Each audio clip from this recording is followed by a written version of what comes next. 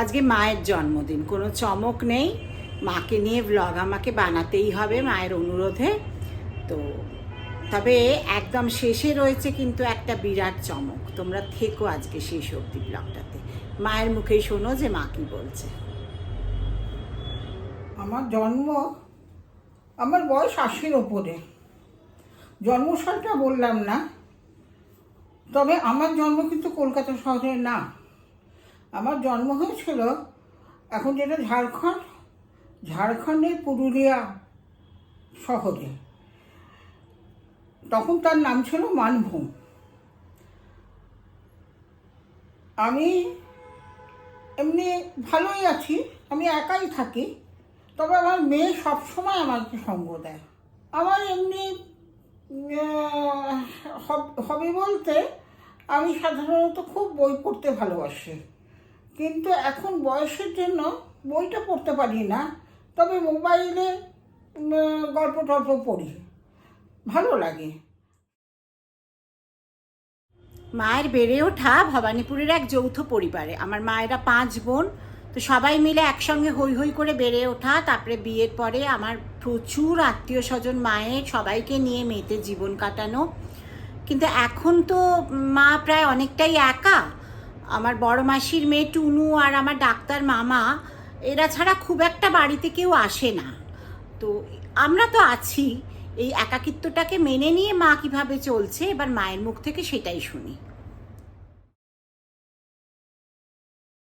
এখনকার লোকেদের একটাই কথা, আমার সময় নেই, সময় পাই না রে, যা রাস্তাঘাটের অবস্থা। কিন্তু এটা আমি মানি না। তখন কি রাস্তাঘাট সব, আমাদের সময় কি রাস্তাঘাট সব খুব ভালো ছিল? তা না। আসল কথা, এখন মানুষের ইচ্ছেটাই চলে গেছে। তারা নিজেদের নিয়ে এত ব্যস্ত, তাদের ইচ্ছেটাই চলে গেছে। আমি তার নিয়ে আমার কোনো ক্ষোভ নেই, কারণ আমার মোবাইল আছে। আমি মোবাইলে 29 খেলি, মোবাইলে দাবা খেলি, ভুলভাল চাল দিই, কিন্তু উল্টো দিকের লোকটা তো আমাকে দেখতে পাচ্ছে না। লুডোও খেলি, আর এমনি তো হোয়াটসঅ্যাপ করি, সে ছেড়ে দাও। না না, মা অসম্ভব টেক সেভি। মা আমাদের সঙ্গে ভিডিও কলে চ্যাট করে, মা গ্রুপ কল ধরতে পারে।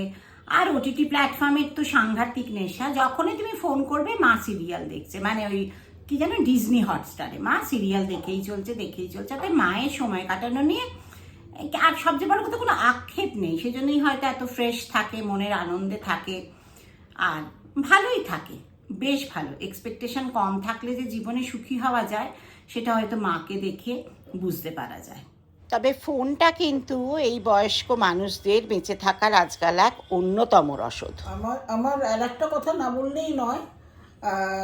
2011-12 সালে আমি যখন একদম একা হয়ে গেলাম, মানে আমার হাজব্যান্ড চলে গেলেন, তখন আমি আমার স্কুলের বন্ধু, মানে 1960-তে, তা আমরা বেলতলা স্কুলে পড়তাম, 1960 ব্যাচ।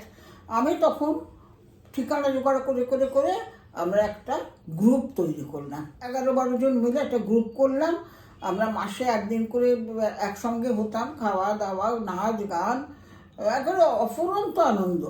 কিন্তু দুঃখের বিষয়, বেশ কিছু বন্ধু আস্তে আস্তে চলে গেল।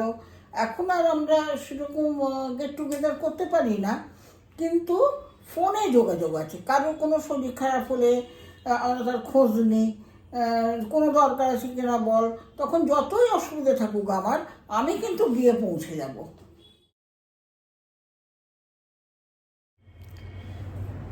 মায়ের বন্ধুদের গল্প তো শুনলে, কিন্তু এর মধ্যে আমার একান্ত প্রিয় হচ্ছে ইন্দ্রাণী মাসি। ইন্দ্রাণী মাসি যদি আজকে থাকতো আর আমার যদি এই ব্লগিংটা দেখতো, সে যে কি উত্তেজিত হতো। আমি ইন্দ্রাণী মাসিকে খুব মিস করি, সত্যিই মিস করি।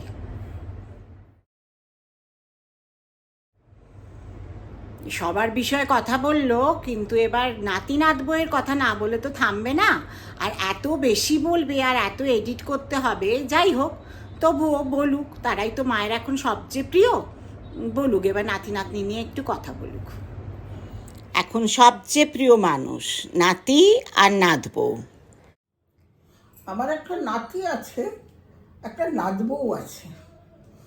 নাতি নাতবউ আমার তো প্রিয়, আমিও ওদের কাছে খুব প্রিয়। প্রত্যেক শনিবার ঝড় হোক বৃষ্টি হোক, সে আমার সঙ্গে 1 ঘন্টা মোবাইলে কথা বলবেই বলবে। কারণ আমিও করে অপেক্ষা করে বসে থাকি যে কখনো আমাকে ফোন করবে।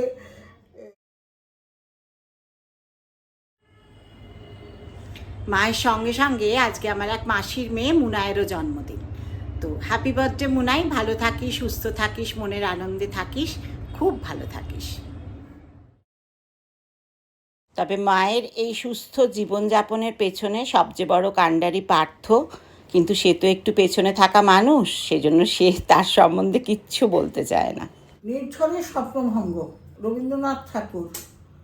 আজি প্রভাতে রবির কর, কেমনে পশিল প্রাণের পর, কেমনে পশিল গুহার আধারে প্রভাত পাখির গান। না জানি কেন রে এতদিন পরে জাগিয়া উঠিল প্রাণ, ওরে উথলে উঠেছে বাড়ি, ওরে প্রাণের বেদনা প্রাণের আবেগ রুধিয়া রাখিতে নারী। থর থর করি কাঁপিছে ভূধর, শিলা রাশি রাশি পড়িছে খসে, ফুলিয়া ফুলিয়া ফেনিল সলিল গরজি উঠিল দারুণ রসে।